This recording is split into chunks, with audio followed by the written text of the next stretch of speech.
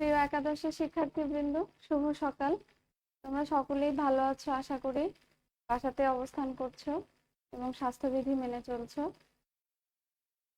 যদি পরিস্থিতি স্বাভাবিক থাকতো, কোভিড আক্রান্ত পরিস্থিতি আজকে যদি না থাকতো, তাহলে হয়তো তোমাদের সাথে আমার শ্রেণীকক্ষেই দেখা হতে পারতো। আমরা সকলে মিলে অংশগ্রহণমূলক একটি সুন্দর ক্লাস করতে পারতাম। হয়তো আজকে আমাদের পরিচিতি পর্ব হতো। প্রথম প্রথম তো কলেজ জীবন, তোমাদের তোমাদের অভিজ্ঞতা শুনতে পারতাম যে তোমাদের কেমন লাগছে। তোমরা স্কুলের গণ্ডি ছেড়ে কলেজে উত্তীর্ণ হলে, তোমরা কিছুটা উচ্চশিক্ষার দিকে আরো কিছুটা এগিয়ে গেলে তোমাদের কেমন লাগছে। এই নতুন অনুভূতির সাথে পরিচিত হতে পারলে আমারও ভালো লাগতো। কিন্তু এই পরিস্থিতিতে তা সম্ভব হচ্ছে না। তোমাদের সাথে পরিচয়ও সম্ভব হচ্ছে না। আশা করি ক্লাসরুমে আমাদের সেই পরিচয় হয়ে যাবে। আমি আশা করি খুব দ্রুতই সবকিছু খুব খুলে যাবে, পরিস্থিতি স্বাভাবিক হবে এবং আমি তোমাদেরকে ক্লাসে দেখতে পাবো। আজকে আমি আম, দেখতেই পাচ্ছ যে বাংলা কিছু লিখে রেখেছি আমি বোর্ডে। আজকে আমি কবিতা আলোচনা করব। আমি তোমাদেরকে বাংলা পড়াই। আচ্ছা, নিজের পরিচয় হয়তো স্ক্রিনে ভেসে উঠছে। আমার নাম শারমিন সুলতানা, নীলফামারী সরকারি কলেজে বাংলা বিভাগে আছি। আজকে আমরা যে কবিতাটি আলোচনা করব, তোমাদের সিলেবাসের প্রথম কবিতা, এটা হচ্ছে বিভীষণের প্রতি মেঘনাদ। যেটা হয়, আমি যখন ছাত্র ছিলাম, নতুন বই পেলে যেটা করতাম সেটা হচ্ছে বইটা তখনই হাতে নিয়ে কি কি গল্প আছে, কি কি কবিতা আছে সব দ্রুত দেখে ফেলতাম। আমি আশা করছি তোমরাও তোমাদের বই সংগ্রহ করে নিয়েছো এবং নতুন বইয়ের যে এক এক ধরনের আহ, নতুন বইয়ের প্রতি আগ্রহ থাকে, সেই আগ্রহ থেকে বইটি খুলে দেখেও নিয়েছো যে গল্প কবিতা কি কি আছে। এবং অবশ্যই দেখতে গিয়ে একটা ছোটখাটো ধাক্কা খেয়েছো যে উম এতদিন আমরা যে সহজবোধ্য সরল কবিতাগুলোর সাথে পরিচিত ছিলাম, এই কবিতাটি ঠিক ওরকম নয়। এই কবিতাটির ভাষা কিছুটা হয়তো তোমাদের কাছে দুর্বোধ্য মনে হতে পারে, কঠিন মনে হতে পারে। তো এজন্যই আমি সিলেবাসের একদম প্রথমেই কবিতাটি আলোচনা করব। কবিতাটি তোমরা দেখেছো যে কবিতাটি বেশ বড় একটি কবিতা। যদি তোমাদের বাসায় তোমাদের কাছে বই থেকে থাকে, দেখবে যে বেশ বড় একটি এই 2 পাতা, এখানে অর্ধেকটা, বেশ 2.5 পাতার একটি বড় কবিতা। এবং কবিতাটি একটি ক্লাসে শেষ করা সম্ভবপর হবে না। তো আস্তে আস্তে খুব অল্প অল্প অংশ নিয়ে কবিতাটি শেষ করব। আর ওই যে বলেছি যে ভাষাগুলো কিছুটা দুর্বোধ্য, এজন্য দেখা যায় যে শব্দার্থ এবং গল্প আলোচনাতেই এই কবিতাটির ভেতরে যে গল্পটি রয়েছে সেটি আলোচনাতেই আসলে অনেকটা সময় চলে যায়।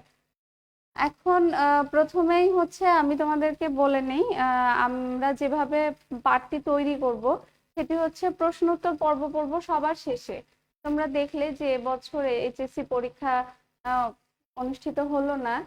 আসলে শিক্ষার যে উদ্দেশ্য, গভীরভাবে অনুধাবন করা, বুঝতে শেখা, তোমাদের যে মন মানসিকতাকে উন্নত করা, এই এই অনুধাবন ক্ষমতা তৈরি করাই আসলে এই পাঠ্যসূচিতে যে গল্প কবিতাগুলো দিয়েছে সেগুলোর অংশ। আর গত ক্লাসে তোমরা দেখেছো যে বাবুল স্যার তোমাদের একটি ক্লাস নিয়েছে, বলছে যে সাহিত্যের উদ্দেশ্য কি।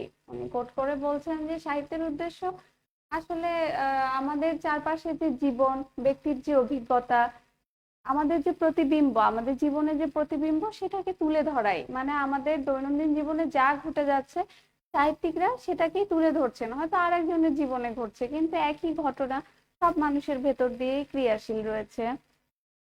বিভীষণের প্রতি মেঘনাদ খুব ছোট একটি কবিতাংশ। আমি বলে নিচ্ছি যে মাইকেল মধুসূদন দত্ত, এই মাইকেল মধুসূদন দত্তের একটি মহাকাব্য আছে যেটির নাম হচ্ছে মেঘনাদ বধ। নাম দেখেই তোমরা বুঝতে পারছো যে মেঘনাদ বধ, বধ শব্দের অর্থ হচ্ছে হত্যা করা। মানে এই যে মহাকাব্যটি, এই বিভীষণের প্রতি মেঘনাদ কবিতাটি যেখান থেকে সংগৃহীত হয়েছে, আমি বলবো যে সংগৃহীত হয়েছে যেখান থেকে, এই মেঘনাদ বধ কাব্যগ্রন্থের ষষ্ঠ সর্গ থেকে। মেঘনাদ বধ কাব্যগ্রন্থ একটা অনেক বড় কাব্যগ্রন্থ। কিভাবে বোঝাই, মনে করো এই বইটা পুরোটা যদি মেঘনাদ বধ কাব্যগ্রন্থ হয়ে থাকে, সেখান থেকে এই 2টা পাতা মাত্র তোমাদের আজকের এই কবিতাটি। তো এই পুরো কাব্যগ্রন্থের ভেতরে যে একটি গল্প রয়েছে, একটা কাব্যগ্রন্থটার ভেতরে একটা কিন্তু ঘটনা সাজানো আছে, একটা কাহিনী সাজানো আছে। সেই সেই ঘটনা থেকে খুব ছোট্ট একটি ঘটনা, এই বিভীষণের প্রতি মেঘনাদ। তো এই কবিতাংশটি বোঝার জন্য এই মেঘনাদ বধ কাব্যগ্রন্থের কিছু ঘটনা তোমাদের তোমাদের জানিয়ে রাখা খুব জরুরি মনে করছি। তাহলে তোমরা কবিতার সাথে খুব দ্রুত নিজেদেরকে সংযোগ করতে পারবে। মেঘনাদ বধ কাব্যগ্রন্থটি 9টি স্বর্গে লেখা হচ্ছে। স্বর্গ হচ্ছে খণ্ড, মানে ওই কাব্যগ্রন্থটা কিছু ছোট ছোট খণ্ড আছে। আর এই যে নাম দেখে বুঝতে পারছো যে এখানে মেঘনাদ নামক কাউকে আসলে কি করা হচ্ছে, বধ করা হচ্ছে, হত্যা করা হচ্ছে। এই বিভীষণের প্রতি মেঘনাদেও দেখো যে এই মেঘনাদ নামটি তোমরা দেখতে পাচ্ছ। আমি বলবো যে মেঘনাদকে এবং বিভীষণকে এই চরিত্রগুলোর সাথে তোমরা পরিচিত হলে তোমরা এই কবিতাটির সাথে নিজেদেরকে দ্রুত সংযুক্ত করতে পারবে। এখন একটা ছোট্ট গল্প আলোচনায় যাব। সেটি হচ্ছে এই মেঘনাদ বধ কাব্যগ্রন্থটি আবার নেওয়া হয়েছে রামায়ণের একটি অংশ থেকে। তোমরা জানো যে যেখানে রামের কথা বর্ণিত আছে সেটি হচ্ছে রামায়ণ। রামায়ণের সেই অংশটি হচ্ছে সীতা হরণ এবং সীতাকে উদ্ধার করা। এর ভেতরে এই গল্পের যে প্লটটা, এই কবিতার যে কাহিনীটা, সেই কাহিনীটা এই রামায়ণ থেকে নিয়েছে মেঘনাদ বধে। এবং মেঘনাদ বধের একটা ছোট অংশ আমরা পড়ছি বিভীষণের প্রতি মেঘনাদ যে কবিতাংশটি সেটিতে। খেয়াল করে দেখো এই বিভীষণের প্রতি মেঘনাদ হচ্ছে এই দুটো চরিত্র, এবং যাদেরকে আমরা এখানেও পাবো এবং এখানেও পাবো। তাহলে আমি রামায়ণের গল্পটি একটু ছোট্ট করে বলে নেই কি ঘটেছিল। রামায়ণ আগেই বলেছি যে রামের কথাই হচ্ছে রামায়ণ, রামের যে কাহিনী বর্ণনা। তো রাম, তোমরা জানো যে রাম বনবাসে গিয়েছিল, যদি তোমরা গল্প শুনে থাকো কখনো, যে রাম বনবাসে গিয়েছিল তার স্ত্রী সীতা এবং তার ভাই লক্ষ্মণকে নিয়ে। তো বনবাসে যাওয়ার পর আসলে তাদের সাথে দেখা হয় এই যে মেঘনাদ।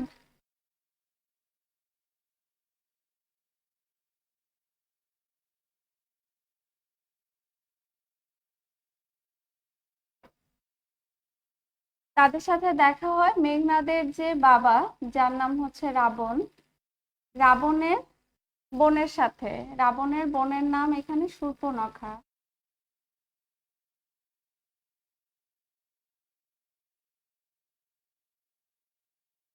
তো শূর্পণখা রাম এবং লক্ষ্মণকে বিবাহের প্রস্তাব দেয়, তারা কেউই রাজি হয় না। এবং রাম এবং লক্ষ্মণ হচ্ছে শূর্পণখার নাক এবং কান কেটে দেয়। এতে হচ্ছে শূর্পণখা অপমানিত হয়ে গিয়ে ভাইয়ের কাছে বলে যে আমাকে এভাবে অপমান করা হয়েছে। এর প্রতিশোধ স্বরূপ রাবণ হচ্ছে সীতাকে অপহরণ করে নিয়ে আসে। তো এই যে রাবণ সীতাকে অপহরণ করলো, এবং তখন দেখা যায় রাম এবং লক্ষ্মণের সাথে রাবণের একটা যুদ্ধ শুরু হয়ে যায়। এই যুদ্ধে অংশগ্রহণ করে মেঘনাদ, এবং যুদ্ধে অংশগ্রহণ করার আগে আসলে অন্যায়ভাবে তাকে হত্যা করা হয়। এই যে যুদ্ধে যাওয়ার আগেই একজন যোদ্ধাকে হত্যা করা হলো। এখানে তোমরা এখানে হয়তো পাবে না, কিন্তু কবিতাটি কিছু অংশ পড়লেই আমরা দেখতে পাবো যে একটি যজ্ঞাগারের নাম পাওয়া যাচ্ছে। যজ্ঞাগারটি হচ্ছে নিকুম্ভিলা যজ্ঞাগার। দেখা যায় যে এই যজ্ঞাগারে মেঘনাদ আসে যজ্ঞ করতে, তার যে আরাধ্য দেবী, এই দেবীর পূজা করতে আসে। যে পূজা শেষেই সে কোথায় যাবে, সে যুদ্ধের যে ময়দান সেখানে যাবে, যুদ্ধ করতে যাবে। কিন্তু যখন যজ্ঞাগারে আসার পর দেখে যে লক্ষ্মণ আগে থেকেই এখানে উপস্থিত আছে তাকে মারার জন্য, এবং তাকে হচ্ছে এই যজ্ঞাগারেই হত্যা করা হয় অস্ত্রহীন অবস্থায়। ঠিক এই ঘটনাটির প্রতি সমব্যথী হয়ে মধুসূদন দত্ত কিন্তু পুরো একটি কাব্যগ্রন্থ লিখে ফেললেন মেঘনাদ বধ নামে। মানে মাইকেল মধুসূদন দত্তের মনে হলো যে মেঘনাদের মতো একজন বিজয়ী বীর, যে হচ্ছে ইন্দ্রকে জয় করেছে, তোমরা একটু পরে এই ঘটনাগুলোর সাথে পরিচিত হবে, যাকে ইন্দ্রজিৎ বলা হচ্ছে, তার মতো একজন বিজয়ী বীর যে নিকুম্ভিলা যজ্ঞাগারে করুণ মৃত্যুর সম্মুখীন হয়। এই যে বধ মানে হত্যা করা, যুদ্ধের মাধ্যমে কিন্তু সে যে নিহত হয়েছে তা না, তাকে যে হত্যা করা হয় সেটি একটি চক্রান্তমূলক অন্যায় আচরণ।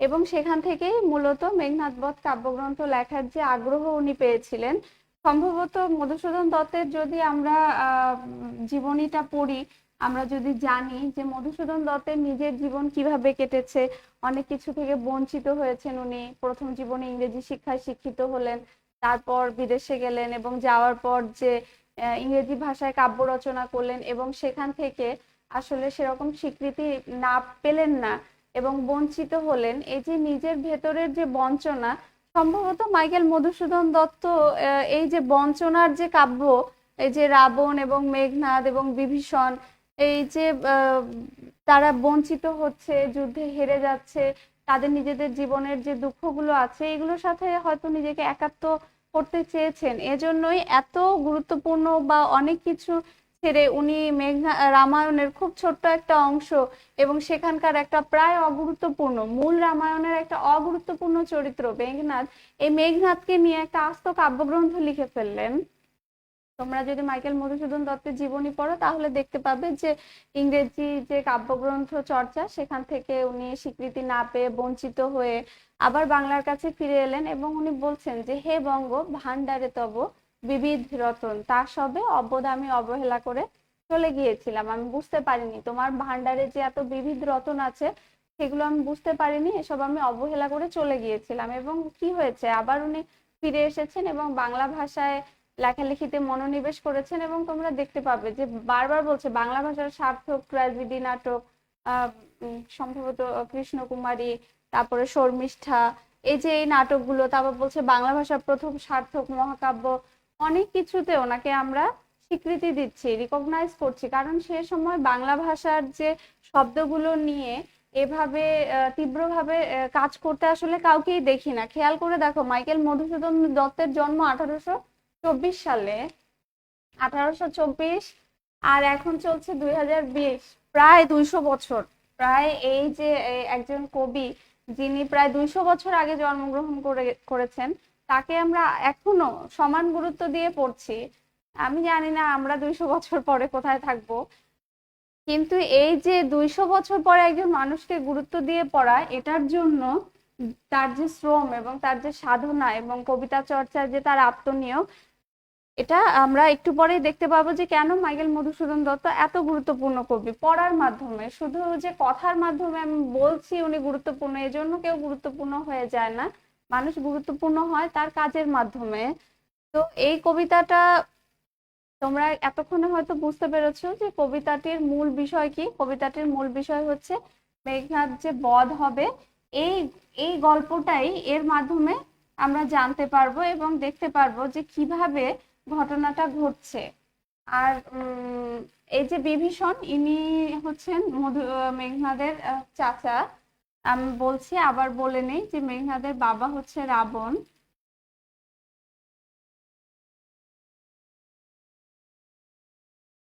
এবং এই রাবণের আরো দুইজন ভাই আছে, একজন হচ্ছেন বিভীষণ, একজন কুম্ভকর্ণ।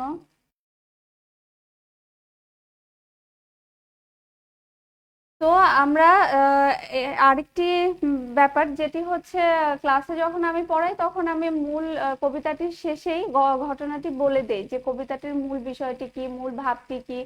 কিন্তু তোমরা দেখতে পাচ্ছ যে এই পরিস্থিতিতে তোমাদের সাথে আমি সরাসরি কমিউনিকেট করতে পারছি না এবং এই কবিতাটিও আসলে তোমরা আদৌ পড়বে কিনা মনোযোগ দিয়ে সেই ব্যাপারেও আমি সন্দিহান। এজন্য আমি মূল যে বিষয়টি সেটি আগে বলে নিই এবং পরে কবিতা আলোচনা শুরু করি। মূল বিষয়টি হচ্ছে এই যে বিভীষণ মেঘনাদের চাচা হওয়ার পরেও কি করেছে, মেঘনাদের সাথে এক ধরনের বিশ্বাসঘাতকতা করেছে।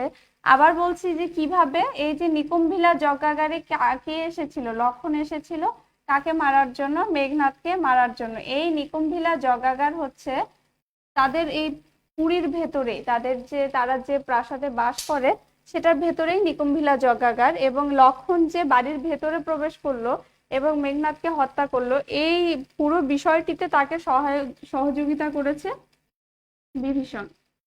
এখন মেঘনাদকে হত্যা মানেই যে ব্যক্তি মেঘনাদকে শুধু হত্যা তা না, মেঘনাদ আসলে কাদের পক্ষে যুদ্ধ করছে, মেঘনাদ যুদ্ধ করছে রাবণের পক্ষে এবং রাবণ হচ্ছে লঙ্কার রাজা। তাহলে বোঝাই যাচ্ছে যে মেঘনাদের সাথে বিশ্বাসঘাতকতা করা মানে আসলে কার সাথে বিশ্বাসঘাতকতা? এই যে লঙ্কাপুরী, এই লঙ্কাপুরীর সাথে বিশ্বাসঘাতকতা করা মানে পুরো রাজ্যের সাথে বিশ্বাসঘাতকতা করা, নিজের ভাইয়ের সাথে বিশ্বাসঘাতকতা করা, সর্বোপরি যে দেশ, এই দেশের প্রতি, এই দেশের সাথে বিশ্বাসঘাতকতা করা। তো এই কবিতাটির আসলে মূল যে ভাবটি সেটি হচ্ছে এরকম যে এই দেশের লোক হয়ে বিভীষণ লঙ্কার লোক হয়ে কি করেছে, শত্রুপক্ষে যোগদান করেছে, নিজের আত্মীয়কে স্বজনকে ত্যাগ করেছে। এই যে দেশপ্রেমের যে অভাব সেটি যেমন একদিকে দেখানো, এবং মেঘনাদের যে দেশের প্রতি প্রেম, সে এই পুরো গল্পটির মধ্যে খেয়াল করে দেখবা যে রাম যে সীতাকে অপহরণ করে নিয়ে আসে এবং লক্ষ্মণ এবং রামের সাথে যে তার সংঘাত, এর সাথে কিন্তু মেঘনাদের কোনো যোগ নেই, এর সাথে মেঘনাদের কোনো যোগ নেই, কিন্তু তারপরও তাকে মাতৃভূমি বাঁচাতে কি করতে হচ্ছে, যুদ্ধে যেতে হচ্ছে, এবং যুদ্ধে যাওয়ার জন্য সে যখন যজ্ঞে বসেছে তখনই তাকে কি করা হলো, হত্যা করা হলো। এই যে দেশের প্রতি যে নিবেদিত প্রাণ, কিছু না ভেবে, নিজের ব্যক্তি স্বার্থের কথা না ভেবেই দেশের দেশের ডাকে যে সে যোগ দিচ্ছে, মেঘনাদের দেশপ্রেমটি এখানে দেখানো হয়েছে। এখন আমরা মূল কবিতা আলোচনায় একটু আসি। বিভীষণের প্রতি মেঘনাদ নামটি খেয়াল করো। বিভীষণের প্রতি মেঘনাদ, এই যে আমি এখন কাদের প্রতি কথা বলছি, তোমাদের প্রতি। এই এই যে কবিতাংশটি, এই কবিতাংশটি একটা নাটকীয় কবিতাংশ। এই পুরো ব্যাপারটার মধ্যেই তোমরা দেখবে যে কিছু সংলাপ আছে, আমি তোমাদেরকে কিছু বলছি, তোমরা আমাকে কিছু বলছো, ঠিক এরকম সংলাপ। মানে বিভীষণ কাকে বলছে, মেঘনাদকে কিছু বলছে, মেঘনাদ কাকে বলছে, বিভীষণকে বলছে। বিভীষণের প্রতি মেঘনাদ, আসলে এই কবিতাটিতে মূলত যে ঘটনাটি ঘটে, বিভীষণকে আমরা কম কথা বলতে দেখবো, কারণ যে সে অপরাধী। মেঘনাদ কি করছে, কথা বলে তার অপরাধ প্রমাণ করছে, যে দেখো তুমি লক্ষ্মণ এবং রামকে সাহায্য করে এইভাবে তোমার মাতৃভূমির সাথে অপরাধ করছো, তোমার ভাইদের সাথে তুমি অন্যায় আচরণ করছো, দেশের প্রতি বিশ্বাসঘাতকতা করছো। এই যে ডায়ালগ, এই যে কথোপকথন গুলো আমরা পাবো, মূলত এই কবিতাটি খেয়াল করে দেখবে যে একটু কথোপকথন মূলক কবিতা। আমি প্রথমেই যে উদ্ধৃণ চিহ্নের মধ্যেই দেয়া আছে, এটা পড়লেই আমরা একটু পরে বুঝতে পারবো যে কিভাবে নাটকীয় ভঙ্গিতে কবিতাটি এগিয়ে যাচ্ছে। তাহলে মূল কবিতা আলোচনায় চলে যায় এই পর্যায়ে। আচ্ছা, আরেকটা ছোট্ট বিষয় বলে নিই, সেটা হচ্ছে তোমরা জানো যে বাংলা ব্যাকরণ বলছে যে যে কোনো নাম শব্দ হচ্ছে বিশেষ্য, এবং আমরা যখন বিশেষের পরিবর্তে সে, তার, তুমি এগুলি ব্যবহার করি, এগুলো হচ্ছে সর্বনাম। মানে আমরা অন্য অন্য নাম ব্যবহার করি, বিশেষের পরিবর্তে অন্য নামই হচ্ছে সর্বনাম। কিন্তু মাইকেল মধুসূদন দত্ত কি করছেন, সেই যে বলছেন হে বঙ্গ ভান্ডারে তর্ব বিবিধ রতন, মানে উনি হচ্ছে ভাষার যে ভিতরকার মূল সুরগুলো, এই যে নামগুলো, বিশেষ্যগুলো, এই বিশেষ্যগুলোকেও বিশেষ্য হিসেবেই ব্যবহার করছেন, পাল্টিয়ে ব্যবহার করছেন। কিভাবে?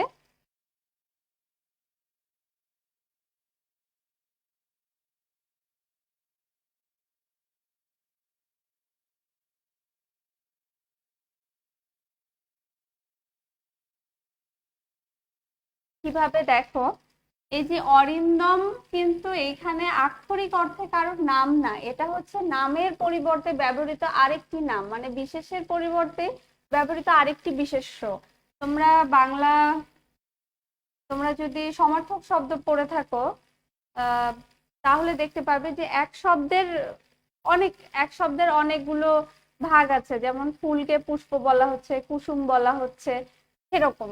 এই যে অরিন্দম শব্দটি, এটি হচ্ছে তোমরা হয়তো এক কথায় প্রকাশে পড়ে থাকবে যে অরিকে দমন করেন যিনি, অরিকে দমন করেন যিনি, তিনি হচ্ছেন অরিন্দম। তো এই অরি মানে কি, অরি মানে হচ্ছে শত্রু, এই শত্রুকে যিনি দমন করেন তিনি হচ্ছেন অরিন্দম। মানে এখানে বোঝা যাচ্ছে না যে অরিন্দম আসলে কে, যে কেউ শত্রুকে দমন করতে পারে, আমিও দমন করতে পারি, তোমরাও দমন করতে পারো, কিন্তু এখানে এই অরিন্দম হচ্ছেন আমাদের মেঘনাদ। আগেই বলেছি যে মেঘনাদ হচ্ছেন একজন বীর যোদ্ধা, যে যিনি যুদ্ধে গেলে লক্ষ্মণ এবং রাম মনে করছেন যে যিনি যুদ্ধে গেলে আসলে তারা হেরে যাবে, এজন্য একটা মানুষকে যুদ্ধে যেতে দেওয়ার আগে, মানুষ বলবো না, একটু কারেকশন দিচ্ছি, ওরা আসলে রাক্ষস বংশোদ্ভূত, এজন্য ওনারা রাক্ষস। তো তো বলছেন যে মেঘনাদ এমনই একজন বিজয়ী বীর যিনি যুদ্ধে গেলে আসলে রাম এবং লক্ষ্মণ ভাবছেন যে তারা পরাজিত হয়ে যাবেন, এজন্য তারা আগে থেকেই কি করছেন যে যুদ্ধে যাওয়ার আগেই একটা মানুষ নিজ গৃহে যজ্ঞাগারে বসে আছে, সেখানে এসে তাকে কি করা হচ্ছে, হত্যা করা হচ্ছে। তাহলে এখান থেকে বোঝা যাচ্ছে যে একটা সহজ সমীকরণ টানা যাচ্ছে যে আসলে মেঘনাদ এই যে শত্রুকে দমন করে যে এই উপাধিটা পেয়েছে অরিন্দম, যার কাছে আসলে কোনো শত্রুই টিকতে পারে না। এমনকি একটু পরেই আমরা দেখতে পারবো যে মেঘনাদের আরেকটা নাম হচ্ছে ইন্দ্রজিৎ। উনি যে দেবতা ইন্দ্রকে জয় করেন যিনি, যে ইন্দ্রের সাথেও তার যুদ্ধ হয়েছিল এবং সেখানেও বিজয়ী কে হয়েছিল, মেঘনাদ হয়েছিল। এজন্য মেঘনাদের আরেক নাম ইন্দ্রজিৎ। এবং আমি তোমাদেরকে আগেই ঘটনা যখন গল্প আলোচনা করেছি তখন বলেছি যে মেঘনাদের বাবার নাম হচ্ছে রাবণ, এজন্য মেঘনাদকে আবার কি বলা হয়, রাবণী বলা হয়। মেঘনাদের এক নাম হচ্ছে রাবণী। ঠিক যেভাবে আমাদের অনেকের নাম বাবা মা মায়ের মায়ের সাথে মিলিয়ে দেয়া হয়, ঠিক সেরকম যেমন কারো নাম আসিফ হতে পারে, দেখা যায় যে তার কন্যার নাম রেখে দিল আসিফা। ব্যাপারটা হচ্ছে এরকম, এক ধরনের লিঙ্গান্তর ঘটে নামের, হয়তো পিতামাতার নামের সাথে মিলিয়ে রাখছে। তাহলে মেঘনাদের আমরা কতগুলো নাম দেখতে পাচ্ছি। এখন কবিতাটি শুরু করব। দেখো, এতক্ষণে অরিন্দম কহিলা বিষাদে, জানিনু কেমনে আসি লক্ষণ পশিল রক্ষপুরে। হায় তা তো উচিত কি তব এই কাজ, পিঙ্কসা সতী তোমার জননী, সহদর রক্ষ শ্রেষ্ঠ শুলি শম্ভু নিভ কুম্ভকর্ণ। কবিতাটির মধ্যে বলে দিচ্ছে যে কবিতাটিতে কি ঘটছে। আমি আবার বলছি যে আসলে কি হয়, মেঘনাদ যখন যুদ্ধে যাবে তার আগে সে যজ্ঞ করতে যায়, পূজা করতে যায় আরাধ্য দেবীর, গিয়ে দেখে যে সেই যজ্ঞাগারে কে আছে, আগে থেকে লক্ষণ লুকিয়ে আছে, তাকে হত্যা করবে। এখন মেঘনাদ ভাবছে যে লক্ষণ কিভাবে এখানে আসলো, কিভাবে আসলো তোমরা জানো যে বিভীষণের সহায়তায়। যখন সে দরজায় দেখতে পেল যে কে দাঁড়িয়ে আছে, বিভীষণও দাঁড়িয়ে আছে, তখন সে বুঝতে পারলো যে জানিনু কেমনে আসি লক্ষণ পশিল রক্ষপুরে, যে এতক্ষণে জানলাম। এই যে বিষাদ ভরে বলছে, কারণ যখনই আসলে নিজের চাচাকে সে আবিষ্কার করেছে, নিকুম্ভিলা যজ্ঞাগারে যখনই নিজের চাচাকে সে আবিষ্কার করেছে, তখনই আসলে কি দেখতে পাচ্ছে, তখনই সে বুঝতে পারছে যে আসলে কি হয়েছে, এখানে একটি চক্রান্ত, একটি ষড়যন্ত্র, এবং সেই ষড়যন্ত্র বাইরের কেউ করেনি, সেই ষড়যন্ত্র করেছে আমারই ঘরের লোক বিভীষণ। এজন্য তোমরা দেখতে পাবে যে একটি বাগধারা চালু আছে বাংলায়, যে ঘরের শত্রু বিভীষণ। মানে বিভীষণ যে শত্রুতাটা করেছিল ঘরের লোকজনের সাথে, এই সাহিত্যের মাধ্যমে এটি প্রায় প্রতিষ্ঠিত হয়ে গেছে যে মানুষের যখন নিজের স্বজন, নিজের আত্মীয়, নিজের ঘরের লোক যখন আমার বিরুদ্ধে যায়, আমার বিরুদ্ধে কাজ করে, কথা বলে, আরেকজন শত্রুকে আহ্বান করে আমাকে মারার জন্য নিয়ে আসে, সেটি বলছে যে ঘরের শত্রু বিভীষণ।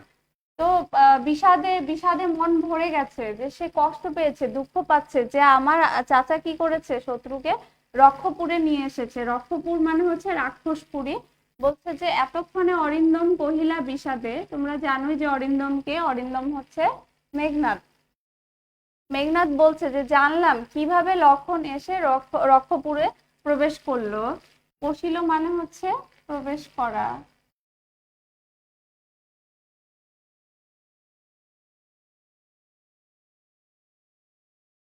এতক্ষণে অরিন্দম, এতক্ষণে মানে এতক্ষণ শব্দটা বিষাদ ভরে একটা যে অনুধাবন, একটা যে বুঝতে পারা, ঘটনাটা বুঝতে পারা, সেখান থেকেই বলা যে এতক্ষণে অরিন্দম কহিল বিষাদে, জানিনু কেমনে আসি লক্ষণ পশিল, জানলাম কিভাবে এসে লক্ষণ প্রবেশ করলো রাক্ষসপুরীতে। হায় তা তো উচিত কি তব এই কাজ, তা তো মানে হচ্ছে চাচা, বলছে যে হায় চাচা, উচিত কি তব এই কাজ, নিকষা সতী তোমার জননী, সহোদর রক্ষ শ্রেষ্ঠ। এটা হচ্ছে তুমি যে কাজটি করেছো, এই কাজটি করা কি তোমার উচিত হয়েছে? এবং দেখা যায় যে আমরা অনেক সময় বংশ পরিচয় দেই যে তুমি অমুকের ছেলে হয়ে এরকম খারাপ কাজ করতে পারলে। মেঘনাদও ঠিক সেভাবেই তার চাচাকে বলছে যে তোমার মা হচ্ছে একজন ভালো মহিলা, নিকষা, যার সুনাম আছে, তিনি হচ্ছে তোমার জননী, এবং তোমার ভাই হচ্ছে রক্ষশ্রেষ্ঠ, রাক্ষসদের মধ্যে একজন শ্রেষ্ঠ রাক্ষস, এবং শুলি শম্ভু নিভ কুম্ভকর্ণ। শুলি শম্ভু নিভ কুম্ভকর্ণ মানে সেই আরেক, তোমাদেরকে বলেছিলাম ওটা মুছে দিয়েছি, যে রাবণের আরেক ভাইয়ের নাম হচ্ছে কুম্ভকর্ণ, মানে নিজের বংশ পরিচয় দিচ্ছে যে তোমার ভাইয়েরা এত ভালো, এত বিজয়ী বীর, তোমার মা একজন ভালো মহিলা, ভালো নারী, তারপরেও তুমি কি করেছো, তুমি এমন বিশ্বাসঘাতকতার কাজ কিভাবে করতে পারলে? উচিত কি তব এই কাজ, তোমার কি এই কাজটা করা উচিত হয়েছে? নিকষা সতী তোমার জননী, তার মানে বোঝা যাচ্ছে যে নিকষা হচ্ছে কার মায়ের নাম? বিভীষণের মায়ের নাম। নিকষা সতী তোমার জননী সহোদর রক্ষশ্রেষ্ঠ, তোমার ভাই হচ্ছে রাক্ষসদের মধ্যে একজন শ্রেষ্ঠ রাক্ষস, শুলি শম্ভু নিভ কুম্ভ কর্ণ। শুলি শম্ভু নিভ কুম্ভকর্ণ, এই এই শব্দটা একটু বুঝে নেই, তারপর পরবর্তী লাইনগুলোতে যাই। দেখো এখানে আসলে এক ধরনের কি বলবো এটা, সমাসাধিত শব্দই বলবো, যে অনেকগুলো শব্দ একসাথে মিলে একটি শব্দ গঠন হয়েছে। এই শম্ভু মানে হচ্ছে দেবতা শিব, তোমরা জানো, এবং দেখবে যে শিবের হাতে একটি অস্ত্র থাকে যেটিকে শূল বলে, যেটি দেখতে মনে হয় অনেকটা এরকম ত্রিশূল। দেখবে যে এটার মাথায় এরকম একটা অস্ত্র, মাথায় ফলা করা আছে এবং এটি ওনার হাতে থাকে। তো বলতেছে যে তোমার এক ভাই শুলি শম্ভু নিভ কুম্ভকর্ণ, এই শুলি শম্ভু নিভকে কেন নিয়ে আসলো? কুম্ভকর্ণের বীরত্ব বোঝানোর জন্য, যে তোমার এক ভাই এতই বীর যে তাকে কি বলা হয়, শুলি শম্ভু নিভ, মানে দেবতা কার মতো? শিবের মতো। আচ্ছা, ভ্রাতৃপুত্র বাসব বিজয়ী, তোমার ভাইয়ের ছেলে হচ্ছে বাসবকে জয় করেছে, এই বাসব বিজয়ী কি? বাসব বিজয়ী। আর এই ভাইয়ের ছেলেটাই বা কি? তোমরা কিছুক্ষণ ভেবে আমাকে বলো যে ভাইয়ের ছেলেটা কে?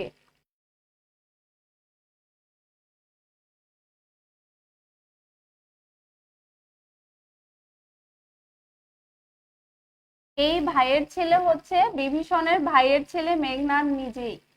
মেঘনাদ আসলে নিজেই নিজের কথা বলছে, ওই যে বললাম বংশ পরিচয় দিচ্ছে, বলছে যে তোমার মা নিকষা সতী, তোমার এক ভাই রাক্ষসদের মধ্যে শ্রেষ্ঠ, তোমার এক ভাই দেবতা শিবের মতো শক্তিশালী।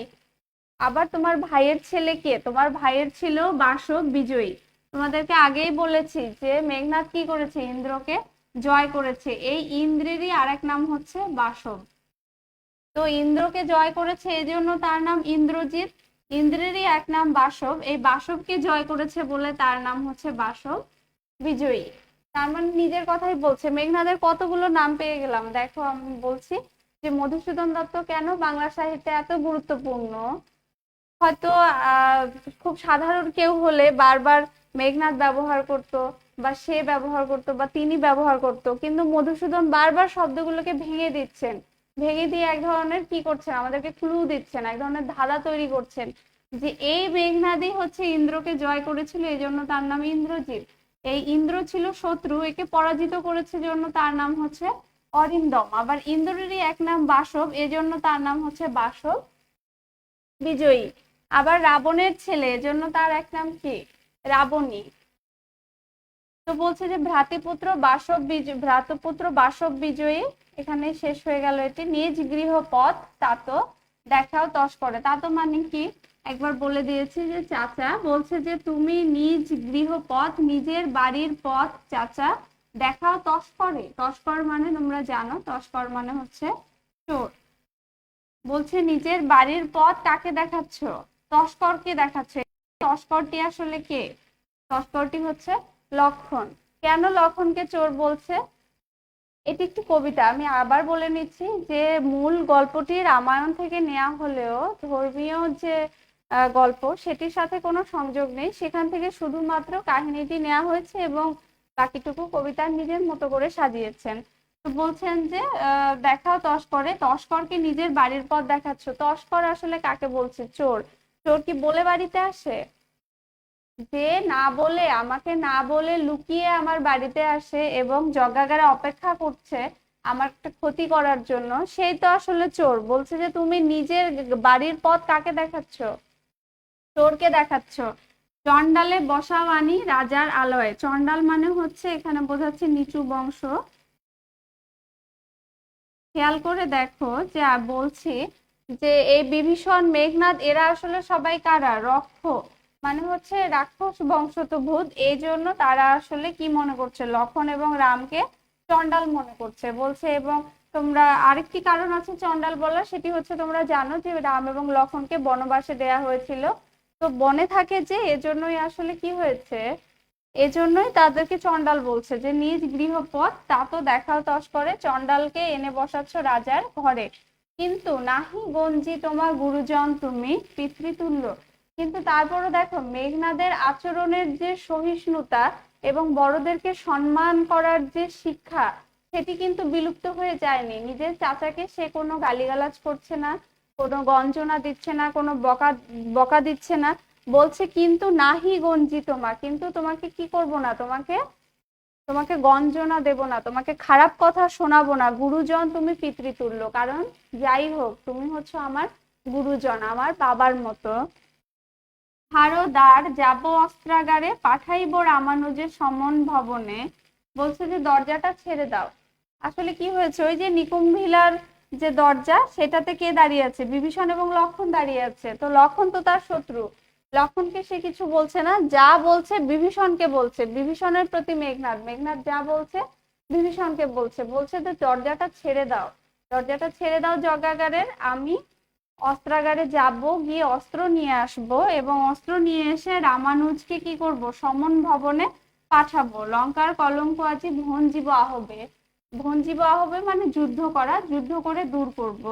বলছে ছাড়োদার যাব অস্ত্রাগারে, পাঠাইব রামানুজে সমন ভবনে। রামানুজ মানে লক্ষ্মণ, রামের অনুজ, তোমরা জানো অনুজ মানে ছোট ভাই, তাহলে এখানে রামের অনুজকে, রামের অনুজ হচ্ছে লক্ষ্মণ। বলছে যে দরজা ছেড়ে দাও, আমি অস্ত্রাগারে যাব, গিয়ে অস্ত্র নিয়ে আসবো, এনে এই যে রামানুজকে সমন ভবনে পাঠিয়ে দেব। সমন ভবন মানে হচ্ছে জমের বাড়ি, জম, সমন মানে জম, আর সমন ভবন মানে হচ্ছে জমের বাড়ি। তো জমের বাড়িতে পাঠিয়ে দেব। লঙ্কার কলঙ্ক আজি ভঞ্জিব আহবে, এই যে লক্ষ্মণ চোরের মতো, তস্করের মতো লঙ্কায় প্রবেশ করেছে, আমি তার সাথে যুদ্ধ করে কি করব, তাকে দূর করব। লঙ্কার কলঙ্ক, সে লঙ্কায় এসে লঙ্কার কলঙ্ক তৈরি করেছে, আমি তাকে দূর করব। খেয়াল করে দেখো, একজন বীরের যেরকম আচরণ করা উচিত, মেঘনাদ ঠিক সেরকমই আচরণ করছে। বলছে না যে দরজা ছেড়ে দাও আমি পালিয়ে যাব, বলছে যে দরজা ছেড়ে দাও আমি ফিরে আসব, আমি পালিয়ে যাওয়ার লোক না, আমি ফিরে এসে লক্ষ্মণের সাথে যুদ্ধ করব। আসলে তো বোঝা যাচ্ছে যে মেঘনাদের হাতে আসলে কি নেই, মেঘনাদের হাতে অস্ত্র নেই। বলছে আমি অস্ত্রাগারে যাব, গিয়ে অস্ত্র নিয়ে ফিরে আসব, ফিরে এসে আমি লক্ষ্মণের সাথে যুদ্ধ করব, যুদ্ধ করে আমি লক্ষ্মণকে দূর করব। বলছে না যে আমি পালিয়ে যাব, আমি আর আসবো না। আসলে একজন বিজয়ী বীর যেভাবে শত্রুর মোকাবেলা করে, মেঘনাদ ঠিক সেভাবেই শত্রুর মোকাবেলা করতে চাইছে।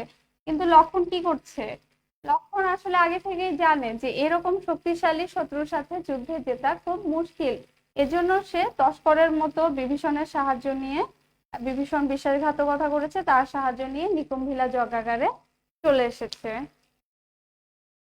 তো আবার বলছি যে কবিতাটি খুবই বড় এবং হচ্ছে এটি একটি ক্লাসে শেষ করা সম্ভব না।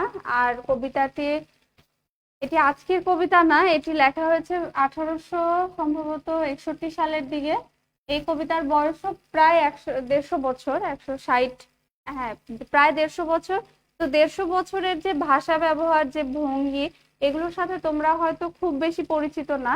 এজন্যই বলছি যে কবিতাটিকে ভয় না পেয়ে খুব মনোযোগ দিয়ে প্রতিটি শব্দ ধরে ধরে পড়লে কবিতাটি তোমাদের ভালো লাগবে মনে করছি আমি। কোনো প্রশ্ন থাকলে তোমরা কমেন্টে করবে, আমি উত্তর দেওয়ার চেষ্টা করব। আর আশা করি কলেজ খুলে যাবে, আমি তোমাদের সামনাসামনি দেখতে পাবো, ক্লাসরুমে বসে ক্লাস নিতে পারবো। ততক্ষণ পর্যন্ত তোমরা ভালো থাকো, বাইরে গেলে স্বাস্থ্যবিধি মেনে চলবে। সামনে পুজো শুরু হচ্ছে, পুজো মণ্ডপে গেলে অবশ্যই মাস্ক পরবে এবং নিরাপদ দূরত্বে দাঁড়িয়ে দেখার চেষ্টা করবে। সকলে ভালো থাকো, সকলের শুভ হোক।